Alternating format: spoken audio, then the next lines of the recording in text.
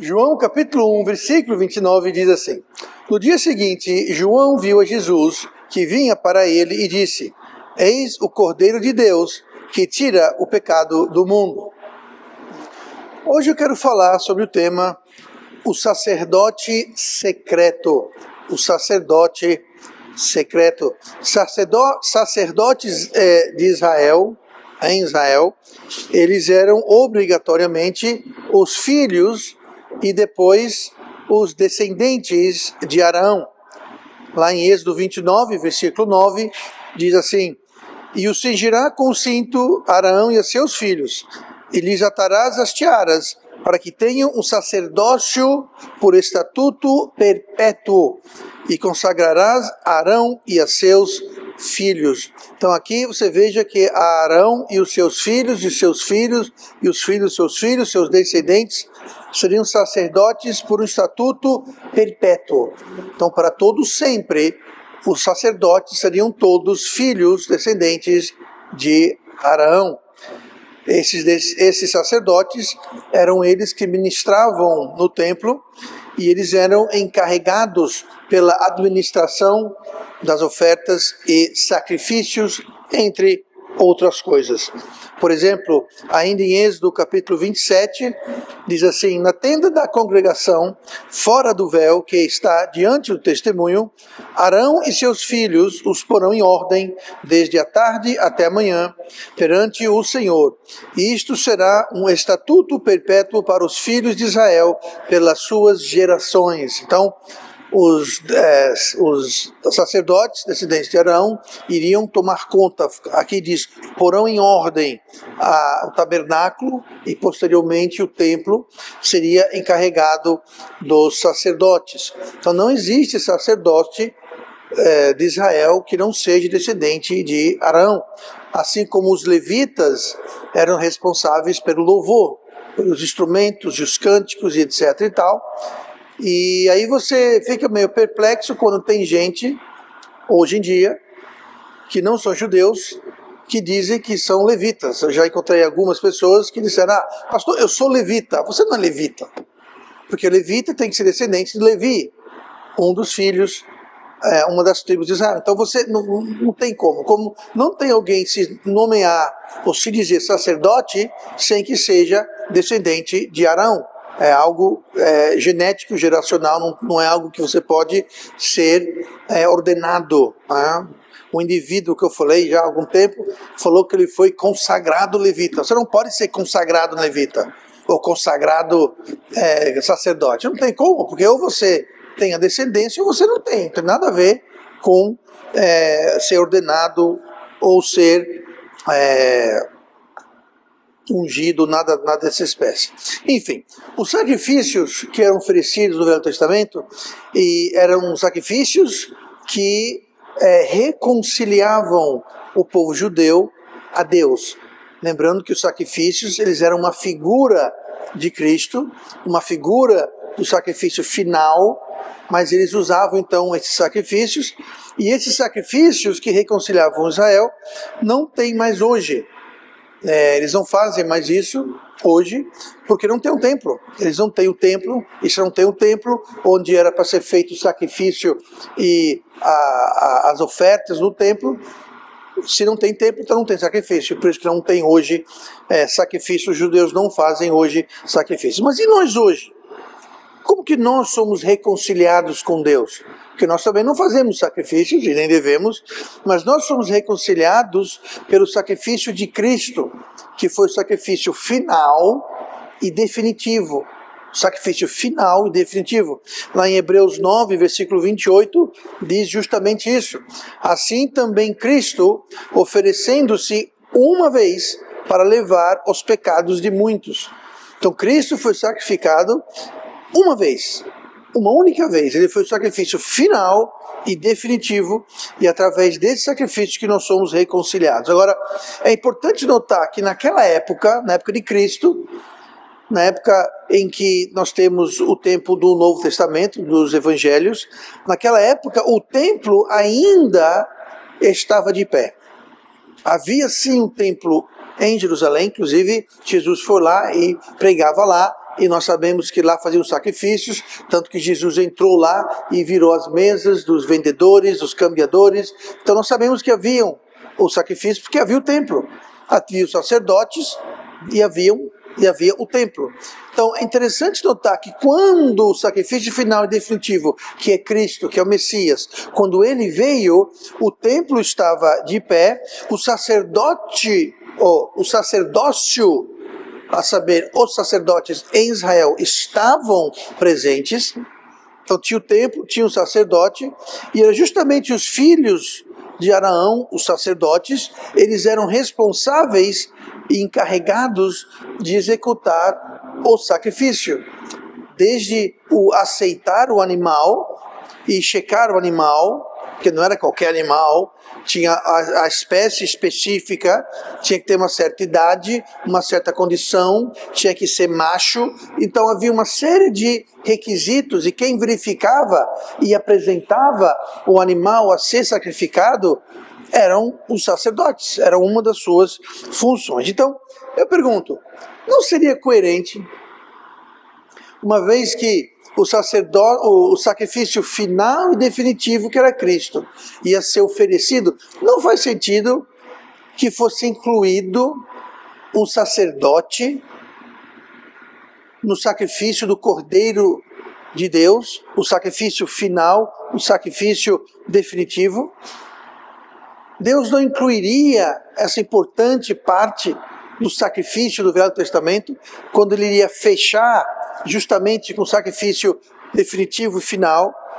Não seria interessante ou coerente que Deus usasse os sacerdotes? Houve essa inclusão, houve essa participação dos sacerdotes com o sacrifício final e definitivo? Não há nada explícito na Bíblia, pelo contrário, nós sabemos que houve uma rejeição pela comunidade religiosa que incluía os sacerdotes, os escribas, os fariseus, os saduceus, etc. Mas houve sim uma rejeição generalizada. Mas, apesar de não haver nada explícito, como tantas outras coisas escondidas na Bíblia, e por isso o tema de hoje, o sacerdote secreto, assim como outras coisas escondidas ou não explícitas na Bíblia, mas estão lá para o estudante diligente da palavra de Deus. Então hoje vamos começar vendo o sacerdote secreto a partir de Lucas capítulo 1, peço que você abram no Evangelho de Lucas capítulo 1, e olhe comigo no versículo de número 11, onde nós vamos começar a ver esse sacerdote secreto. Versículo 11 de Lucas 1 diz assim: E um anjo do Senhor lhe apareceu, posto em pé à direita do altar do incenso. E Zacarias, vendo-o, turbou-se, e caiu temor sobre ele. Só aqui o pano de fundo.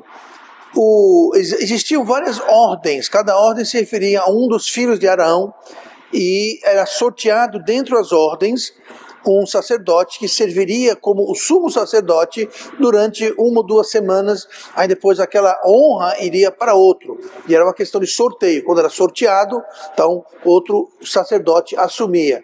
Então caiu para Zacarias ter essa honra de estar ministrando no templo. Então ele estava lá, e aí versículo 11 fala: E o anjo do Senhor lhe apareceu. A quem? A Zacarias, como nós lemos, posto em pé à direita do altar de incenso. Então Zacarias estava lá ministrando o incenso, lá dentro do Santo dos Santos, e apareceu um anjo. E Zacarias, vendo-o, turbou-se. Claro, quem não ficaria perturbado vendo um anjo aparecer na frente deles? E caiu o temor sobre ele. Versículo 13. Mas o anjo lhe disse: Zacarias, não temas, porque a tua oração foi ouvida. E Isabel, tua mulher, te dará à luz um filho, e chamarás o seu nome João. Houve um sacerdote muito especial que foi nascido para a casa de Arão. Esse sacerdote era uma criança, quando nasceu, estamos vendo aqui o anúncio, era uma criança não apenas sacerdote, descendente de Arão, mas vamos notar que esse era um sacerdote de sangue puro. de um pedigree, se eu puder usar esse termo, de um pedigree muito elevado. Isso porque João era filho de Zacarias, e Zacarias era descendente de Arão. Como sabemos disso? Ele era sacerdote. Se ele não fosse descendente de Arão, ele não estaria no templo ministrando, ele não teria sido sorteado para estar no templo oferecendo incenso no Santo dos Santos. Então, nós sabemos que que Zacarias era filho, descendente de Arão, mas também a sua mãe Isabel também era descendente de Arão. Não era preciso, para ser sacerdote, ser descendente de ambos. Descendente por parte do pai era o suficiente, mas João, como nós o conhecemos, João o Batista, ele era descendente de pai e de mãe de Arão. Lucas 1, versículo 5, diz assim: existia no tempo de Herodes, rei da Judéia, certo sacerdote chamado Zacarias, filho de Arão, era sacerdote, da ordem de Abias, e cuja mulher, veja bem, era das filhas de quem? De Arão, e o seu nome era Isabel. Então veja que esse sacerdote, ele era descendente de Arão, da parte do pai e da parte da mãe. E essa criança, como eu já disse, ficou conhecida como João o Batista. Mas nem todo mundo sabe ou percebe que João Batista era um sacerdote. João Batista era um sacerdote de pai e de mãe, era um sacerdote com pedigree muito melhor do que a maioria dos sacerdotes. Era um sacerdote mor, podemos dizer assim. Mas João Batista, da casa de Arão, era sacerdote. E voltamos a lembrar qual era uma das responsabilidades do sacerdote no tempo de Israel. Era eles que apresentavam e certificavam os animais a serem sacrificados. E foi João Batista, da casa de Arão, o sacerdote, quem apresentou o Cordeiro de Deus, que apresentou o Messias, que apresentou aquele sacerdote final e definitivo. Foi ele que certificou, foi ele que disse: este sacrifício é digno, esse sacrifício é correto, é aceitável perante Deus. Ele cumpre os requisitos de um sacrifício aceitável a Deus. Então, quem primeiro reconheceu Jesus, o Messias, o Cordeiro de Deus, foi ninguém menos do que o próprio sacerdote João Batista, que era sim um sacerdote. E ele apresentou no texto que nós lemos, João 1:29, e no dia seguinte João viu a Jesus que vinha para ele e disse: eis o Cordeiro de Deus que tira o pecado do mundo. Com essa frase, João Batista, o sacerdote, estava certificando e apresentando o sacrifício final e definitivo, o último sacrifício que seria oferecido, o último sacrifício que seria aceito por Deus para a remissão do pecado de todo o mundo. Como João falou: eis o Cordeiro de Deus que tira o pecado do mundo. Deus fez questão de ter um sacerdote de Arão para certificar o seu cordeiro, como regia a lei. Deus nunca vai quebrar a sua palavra, Deus nunca vai fazer exceção, nem mesmo para ele. Com seu cordeiro, com seu sacrifício, ele usou um sacerdote de Arão para certificar. E nós sabemos que esse sacerdote secreto era João. Mesmo João, que Jesus falou que não houve homem maior nascido de mulher, profeta maior nascido de mulher, do que João Batista. Profeta, sacerdote e anunciador do Messias. Então nós temos aqui o sacerdote secreto e ao mesmo tempo nós temos então um cordeiro secreto. João não era conhecido como sacerdote, ele pregava no deserto, e as pessoas iam para o deserto para ouvi-lo, e ele os batizava no Jordão. Abrindo parênteses aqui, o batismo de João não é o batismo que nós praticamos hoje aqui. O batismo de João não era o batismo de salvação, o batismo de João não era o batismo que ilustrava a salvação, um novo nascimento. O batismo de João era um batismo só para judeus, e era um batismo de preparação para a vinda do Messias. Não era para quem foi salvo, não tem nada a ver. Não misture uma coisa com as outras, mas enfim. Então nós temos um sacerdote secreto, que era João Batista. Nós temos o cordeiro oculto, que era Cristo.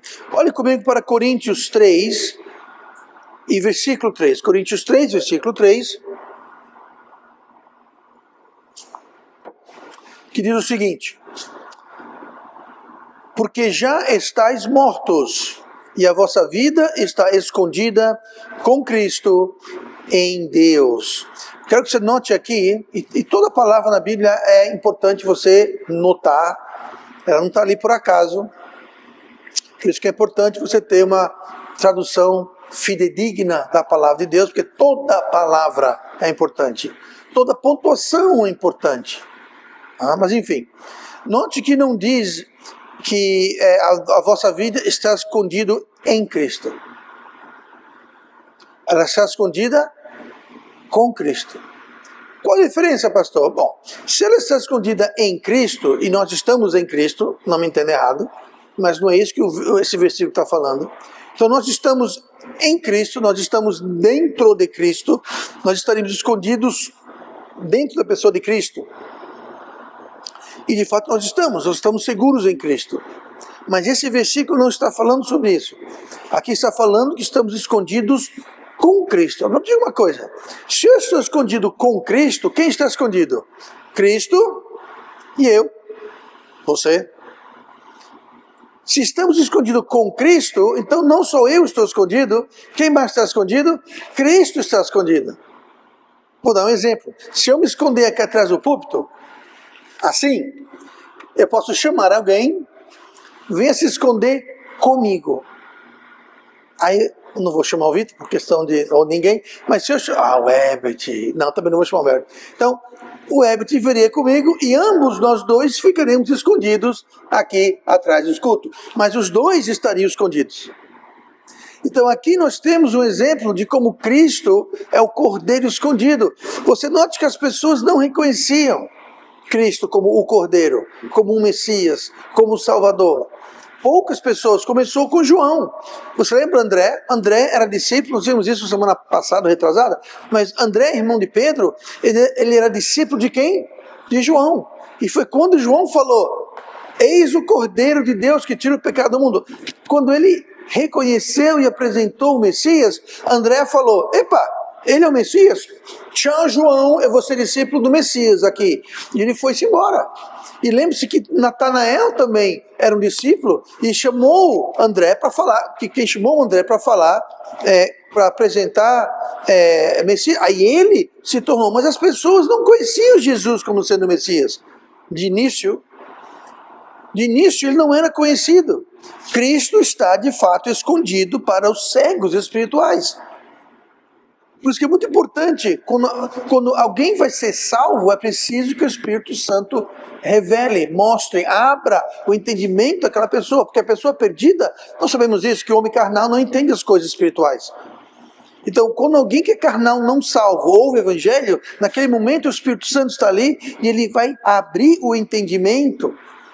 Não somos nós que vamos abrir o entendimento. Quando nós saímos para pregar, evangelizar e falar de Cristo para alguém, nós levamos a palavra, mas o Espírito Santo está conosco. E é Ele que vai abrir o entendimento para aquela pessoa.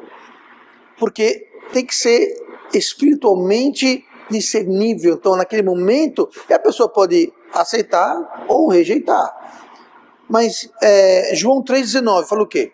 E a condenação é essa, que a luz veio ao mundo e os homens amaram mais as trevas do que a luz, porque as suas obras eram más. Quando tem uma obra má, aquilo vai afastar a pessoa da luz.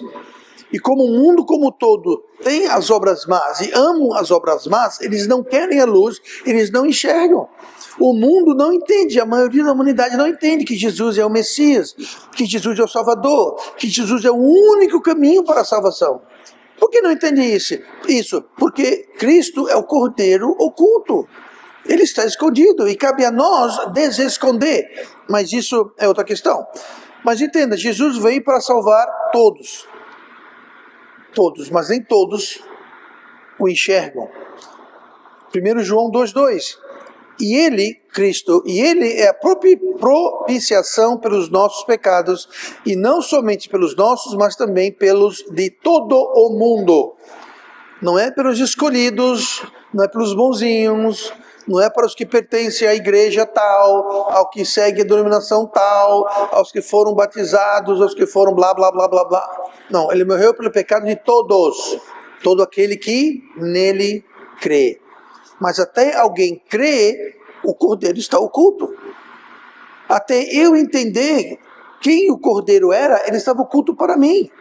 E foi só no dia 21 de julho de 1991 que eu entendi. Eu acredito que foi uns dias antes, um pouquinho antes, alguns dias antes disso.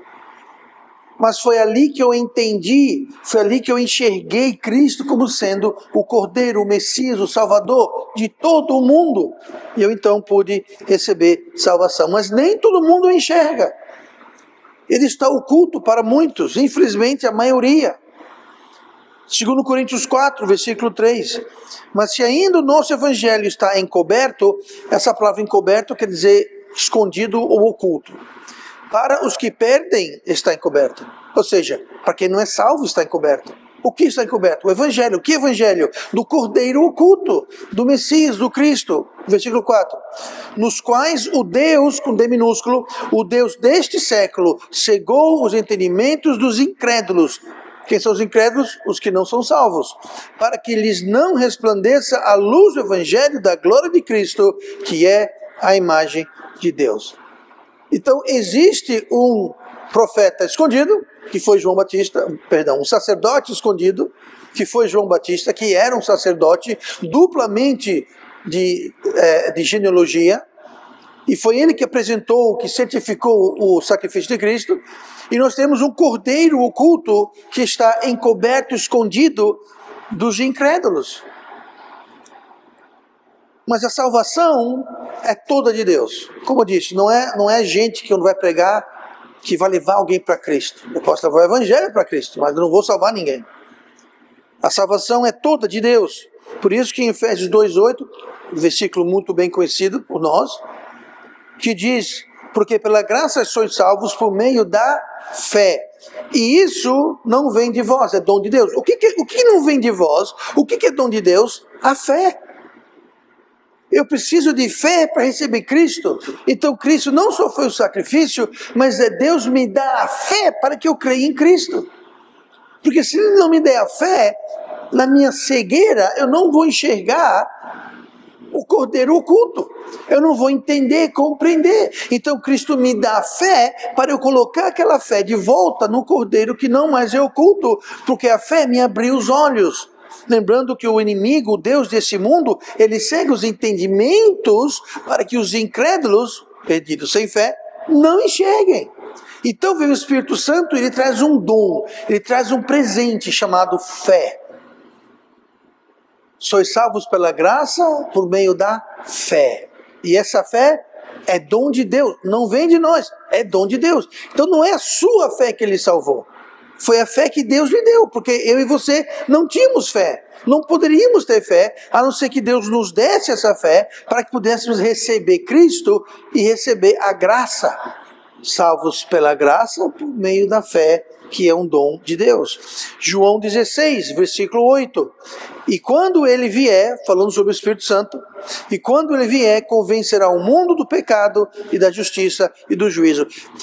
Quem vai convencer alguém do pecado, da justiça e do juízo? Sou eu, pastor, porque eu vou contar uma versão da apresentação do Evangelho muito convincente. E nós devemos nos esforçar para dar uma apresentação do Evangelho clara, contextualizada e aplicável para o seu ouvinte. Isso é verdade. Mas quem vai convencer, quem vai trazer fé e convicção para aquele incrédulo, que todos nós um dia era, vai ser Deus. Vai ser o Espírito Santo. E aqui em João 16:8, Cristo falando, quando ele vier, e você lê o contexto, o ele vier é o Espírito Santo, quando ele vier, convencerá o mundo do pecado, da justiça e do juízo. Então é o Espírito Santo que vai trazer convicção naquele momento, é Deus que vai lhe dar um dom de fé para que você seja salvo. Foi assim que você foi salvo. Você não foi salvo porque o pastor pregou um sermão bem bonitinho, bacaninha, e você ficou impressionado e foi salvo. Não foi o sermão, foi o Espírito Santo de Deus que lhe convenceu do pecado, do juízo, e Deus lhe deu o dom de fé para você crer, acreditar e ser salvo. Mateus 16, versículo 16, outro exemplo, como a fé ventora de Deus. Mateus 16:16, Aqui foi quando muitos discípulos haviam deixado Cristo, e numa conversa que ele estava tendo com o Senhor, diz assim o versículo 16: E Simão Pedro respondendo disse: Tu és o Cristo. Pedro aqui entendeu, aqui o cordeiro não estava mais oculto para Pedro.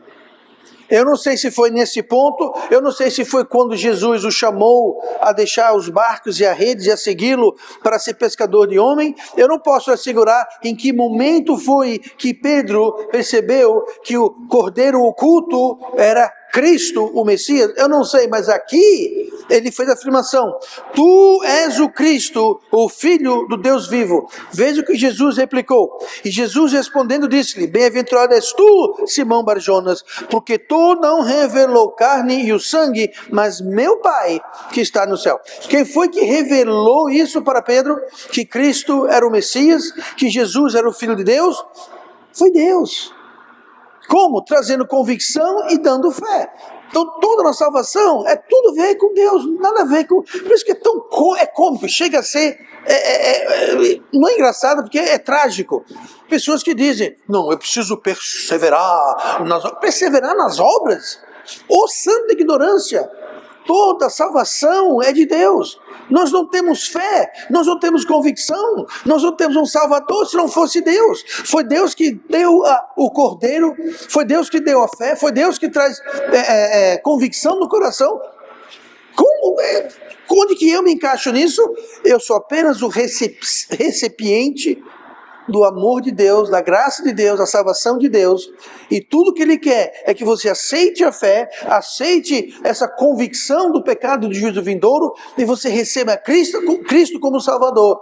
Aí então, aquele cordeiro oculto não é mais oculto, ele se torna visível e claro, porque agora somos nascidos de novo.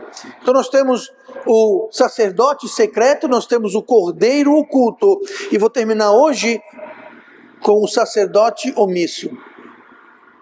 O sacerdote secreto, o cordeiro oculto e o sacerdote omisso. 1 Pedro 2, versículo 9. Olhem comigo para 1 Pedro, capítulo 2, versículo 9.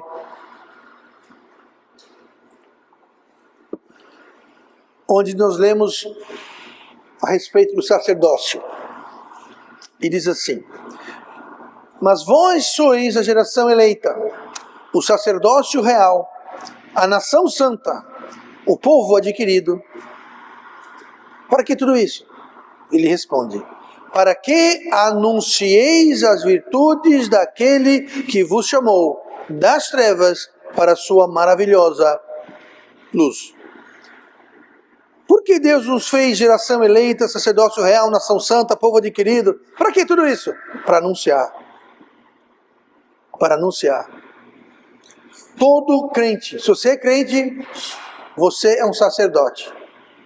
Não um sacerdote arônico, não um sacerdote descendente de Arão, não um sacerdote do templo, não um sacerdote genealógico, não. Mas você é um sacerdote. Aqui está dizendo: vós sois geração eleita, escolhida, sacerdócio real. Essa palavra real é a palavra grega basileios. Basileios é algo régio, é algo do rei. Nós somos sacerdotes do rei. Que rei? Do rei Jesus. Nós somos sacerdotes do rei. Se você é crente, você nasceu de novo, você é sacerdote. Você não tem escolha, você é sacerdote. Apocalipse 1, versículo 6, ecoa a mesma coisa. Apocalipse 1, 6 diz assim: e nos fez reis e sacerdotes para Deus e seu Pai. A Ele seja glória e poder para todos sempre. Amém. Veja bem, nós somos feitos o quê? Sacerdotes. Quem? Aqui, a quem o livro de Apocalipse foi escrito? Apocalipse é uma carta ditada por Jesus, escrita por João, apóstolo João. Mas a quem foi escrito o último livro da Bíblia? Para nós. Para os crentes, para os salvos. Então, a carta que foi escrita para nós está dizendo que nos fez reis e sacerdotes. Você é um sacerdote. Eu sou um sacerdote. E um papel do sacerdócio arônico era apresentar e certificar o sacrifício. O papel de João Batista foi apresentar e certificar. Ele apresentou, eis o Cordeiro de Deus, e certificou, que tira o pecado do mundo. Aqueles sacrifícios que eram feitos pelos outros sacerdotes, durante os séculos antecedentes, que era feito o sacrifício todo dia, toda semana, todo mês, todo ano, aqueles sacrifícios não tiravam o pecado de todo mundo, como João apresentou. Então João apresentou e João certificou, eis o Cordeiro de Deus que tira o pecado do mundo. Nenhum sacerdote diz, eis aqui um cordeiro aceitável que tira o pecado do mundo. Mal tirava o pecado de quem oferecia, quanto mais o pecado do mundo. Mas esse cordeiro, João estava apresentando e certificando, dizendo, esse sim, esse é o Cordeiro de Deus, e ele tira o pecado do mundo.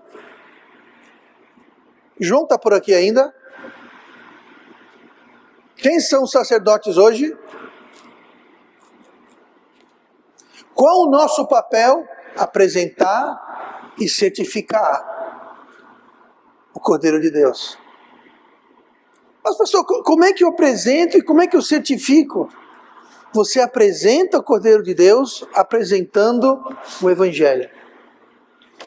Você apresenta o Cordeiro Jesus, que morreu numa cruz para pagar o preço que nós não podíamos pagar. Foi para isso que ele veio. E ele veio, ele se deu, o Cordeiro se entregou, o seu sangue foi derramado, o sacrifício final, definitivo foi feito. Ele ressuscitou o terceiro dia, como prova que ele tinha sangue puro, como prova que ele era santo, como prova que ele foi aceito pelo Pai, como o sacrifício final. Estamos apresentando e certificando do mesmo jeito que João Batista fez. Ele apresentou e certificou. O papel do sacerdote era esse: apresentar e certificar que o animal a ser sacrificado era digno, correto. Nós somos sacerdotes e nós devemos fazer a mesma coisa como sacerdotes: apresentar e certificar, pregando o Evangelho e dando o nosso testemunho. Não há certificação maior do que essa. Do seu testemunho pessoal. Eu vou para o céu porque Jesus pagou os meus pecados. Eu sou filho de Deus, não que eu mereça, mas Jesus mereceu por mim e se deu por mim. Sabe o que é isso? Você está certificando. Eu aceitei Cristo. Eu fui salvo. Você apresenta e você certifica. Papel de sacerdote. Mas estamos falando sobre o sacerdote omisso. Quem é o sacerdote omisso? É aquele crente que é sacerdote, mas é omisso e não está apresentando e certificando o Cordeiro de Deus. Omisso porque não está anunciando. Voltando para Pedro 2,9. Sois gerações eleitos, sacerdócio real, nação santa, povo adquirido, para que anuncieis. Você está fazendo jus a pertencer à geração eleita? Está fazendo jus a ser um sacerdote régio, real, do rei? Você está fazendo jus a ser parte da nação santa, de um povo adquirido? Mas se você não estiver anunciando, você está sendo omisso. Você está deixando a peteca cair. Sacerdotes omissos. Essa é a nossa obrigação. Como sacerdotes. Como geração eleita, como nação santa, como povo adquirido. Essa palavra adquirido quer dizer comprado, pago. Quanto, pastor? O sangue de Cristo. Se nós não pregarmos o Evangelho, o sangue de Cristo foi derramado em vão. Povo adquirido, comprado, pago pelo sangue do Messias, sangue do Cordeiro. 1 Coríntios 9,16. Traz uma mensagem muito importante. O apóstolo Paulo aqui escreve o seguinte: porque se anuncia o Evangelho, nós lemos lá em 1 Pedro, para que anuncieis.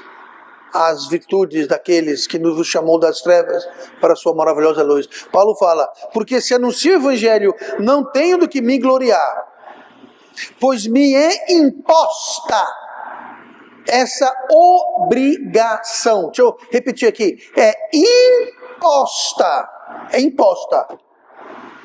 esta obrigação. E ai de mim, estou lendo aqui, e ai de mim se não anunciar o evangelho.